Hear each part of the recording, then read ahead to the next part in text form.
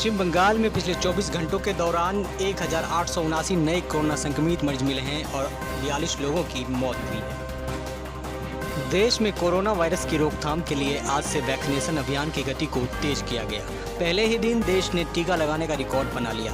सरकार के आंकड़ों के अनुसार अभी तक आज कोरोना वैक्सीन की करीब 70 लाख से ज़्यादा डोज लगाई जा चुकी है।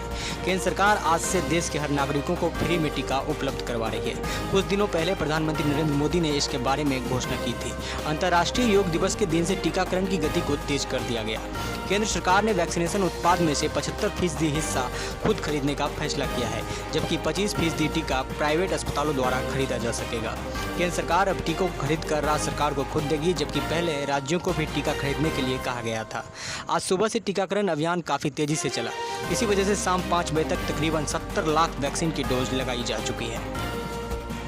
बंगाल विधानसभा चुनाव के बाद बीजेपी में वापसी के बाद मुकुल रॉय ने ममता बनर्जी की पार्टी टीएमसी में अपना खेला शुरू कर दिया है। सोमवार को उत्तर बंगाल के अलीपुरद्वार के बीजेपी जिला अध्यक्ष गंगा प्रसाद शर्मा सहित बीजेपी के 8 नेता तृणमूल में शामिल हो गए। इस अवसर पर एमपी सुखेंदु शेखर रॉय और ब्रात्य बसु भी उपस्थित थे। बता दें कि हाल में मुकुल रॉय ने भी अपने पुत्र शुभांशु राय के साथ टीएमसी में घर वापसी की थी। कभी ममता बनर्जी की काफ़ी करीबी रहे मुकुल रॉय बीजेपी में राष्ट्रीय उपाध्यक्ष थे, लेकिन चुनाव में बीजेपी की पराजय के बाद वह फिर से टीएमसी में शामिल हुए। आज गंगा प्रसाद शर्मा टीएमसी कार्यालय तृणमूल भवन में टीएमसी में शामिल हुए। बता दें कि गंगा प्रसाद शर्मा का उत्तर बंगाल के कई इलाकों में काफ़ी प्रभाव माना जाता है। उनके ही नेतृत्व में बीजेपी ने अलीपुरद्वार में लोकसभा चुनाव में तृणमूल प्रत्याशी को 2.5 लाख वोटों के अंतर से हराया था। पिछले विधानसभा चुनाव में अलीपुरद्वार जिले की सभी 5 सीटों पर बीजेपी जिला अध्यक्ष गंगा प्रसाद शर्मा के नेतृत्व में बीजेपी उम्मीदवारों ने जीत हासिल की थी।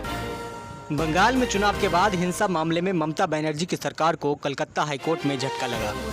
कलकत्ता हाईकोर्ट ने पश्चिम बंगाल सरकार के चुनाव के बाद की हिंसा पर कलकत्ता हाईकोर्ट के आदेश को वापस लेने के लिए न्यायालय में पुनर्विचार याचिका को खारिज कर दी है।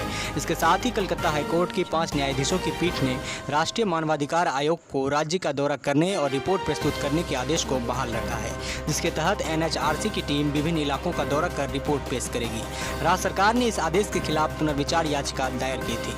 कलकत्ता हाईकोर्ट के कार्यवाहक मुख्य न्यायाधीश राजेश बिंदल ने चुनाव बाद हिंसा के मामले की सुनवाई करते हुए कहा कि कितने लोग अभी तक नहीं लौटे हैं। राज्य सरकार कोर्ट को केवल सूची देती है, वो यह नहीं जानते जिस तरह से जांच की गई है वो सही नहीं है। हमें कुछ नहीं चाहिए। पुलिस ने शिकायत दर्ज नहीं की। सुप्रीम कोर्ट में एक मामले में राज्य ने अपनी पहल पर कुछ नहीं किया। इतने गंभीर मामले में उसने कुछ नहीं किया। इतना क्यों छिपाया जा रहा है? इसका मतलब है कि आप शिकायतकर्ताओं को नहीं सुन रहे हैं। अदालत राज्य के आश्वासन पर भरोसा नहीं कर सकती। इसके पहले दिया गया निर्देश लागू रहेगा। हालांकि राज्य सरकार अपना हलफनामा दे सकती है। बंगाल में विधानसभा चुनाव के बाद हो रही हिंसा की घटनाओं और शिकायतों की जांच के लिए राष्ट्रीय मानवाधिकार आयोग के अध्यक्ष न्यायमूर्ति सेवानिवृत्त अरुण मिश्रा ने 7 सदस्यीय कमेटी का गठन किया है।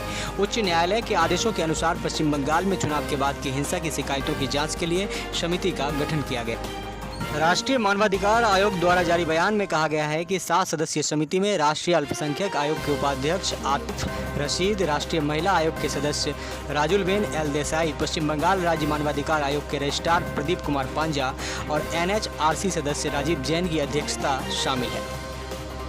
वहीं उत्तर बंगाल के दौरे पर पहुंचे बंगाल के राज्यपाल जगदीप धनखड़ ने चुनाव के बाद हिंसा को लेकर फिर सीएम ममता बनर्जी की सरकार पर निशाना साधते हुए कहा कि देश में आज़ादी के बाद ऐसी हिंसा कहीं नहीं हुई है। राज्यपाल ने राज्य सरकार से सवाल किया है कि संविधान, राज्यपाल और केंद्र सरकार से इतना टकराव क्यों हो रहा है।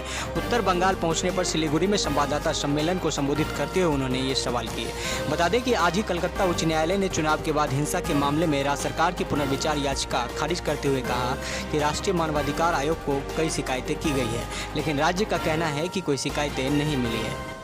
बंगाल में विधानसभा चुनाव के बाद हो रही हिंसा पर केंद्रीय मंत्री स्मृति ईरानी ने सीएम ममता बनर्जी पर हमला बोलते हुए कहा कि टीएमसी को वोट नहीं देने के कारण ये हत्याएं की जा रही है। लोगों को परेशान किया जा रहा है, महिलाओं के साथ बलात्कार किए जा रहे हैं, लेकिन सीएम चुप है। उन्होंने सवाल किया कि सीएम चुप रहकर कितनी महिलाओं के साथ बलात्कार होते देखेंगे। बता दें कि आज ही कलकत्ता उच्च न्यायालय ने चुनाव के बाद हिंसा के मामले में राज्य सरकार की पुनर्विचार याचिका खारिज कर दी है।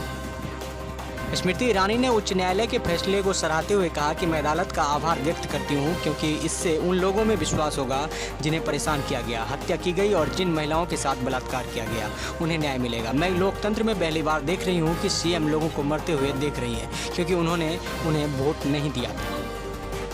बंगाल विधानसभा चुनाव के बाद तीसरी बार सत्ता में लौटी सीएम ममता बनर्जी ने शिक्षकों की नियुक्ति को लेकर बड़ा ऐलान किया है।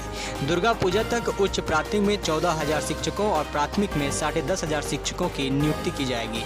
इस तरह से पूजा तक लगभग 24,000 शिक्षकों की नियुक्ति की जाएगी। बता दें कि विधानसभा चुनाव के दौरान सीएम ममता बनर्जी ने वादा किया था कि सत्ता में वापस लौटने पर वह रोजगार के नए अवसर का सृजन करेंगी और शिक्षकों की नियुक्ति को लेकर उत्पन्न हुई बाधाओं को दूर करेगी। उसी वादे के अनुसार सीएम ममता बनर्जी ने शिक्षकों की नियुक्ति को लेकर नया ऐलान किया है। सोमवार को मुख्यमंत्री ममता बनर्जी ने राज्य सचिवालय नवान्न में संवाददाताओं को संबोधित करते हुए कहा कि उच्च प्राथमिक में 14,000 शिक्षकों की भर्ती की जाएगी, साथ ही 10,500 प्राथमिक शिक्षकों की भर्ती की जाएगी। पूजा के बाद अगले साल मार्च तक 8,500 अन्य शिक्षकों की भर्ती की जाएगी। उन्होंने कहा कि शिक्षकों की नियुक्ति को लेकर राज्य सरकार लगातार प्रयास करती रही है, लेकिन किसी न किसी कारण से इसमें विलंब होता रहा है।